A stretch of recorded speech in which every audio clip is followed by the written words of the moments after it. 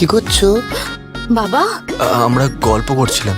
গল্প করার জন্য তো তোমাদের এই বদ্ধ ঘরে আবদ্ধ করে রাখিনি ইমতিয়াজ। তোমাদের তো আদর অনুশীলন করার, রোমাঞ্চ উদ্ঘাটন করার কথা ছিল। কিন্তু দেখো, তোমার সঙ্গীরা কিন্তু দেরি করেনি। হ্যাঁ, ওনারা শুরু করে দিয়েছেন। ওনাদের ঘরের ভেতর থেকে না খাটের মর্মর ধ্বনি আমার এই আশ্রমের আকাশ বাতাসে প্রেম মিশিয়ে দিচ্ছে। আর তোমরা এখানে গল্প করছো, দেখতে চাও? চল চলুন। চলো। শুনলে তো, কাদের ভুল, তোমাদের না ওদের? ওদের রোগ কিন্তু সেরে যাবে, তোমাদের সারবে না। বদলম বদলম সম্পন্ন না করলে মুখ খোলাও হবে না। নিবেদিতা, খুলে ফেলো, দ্বিধা করো না, সব খুলে ফেলো। আরে বাবা, এ তো আর সোনার জিনিস নয় যে ইমতিয়াজ কেড়ে নেবে। তোমার জিনিস তোমারই থাকবে। এবার যাও।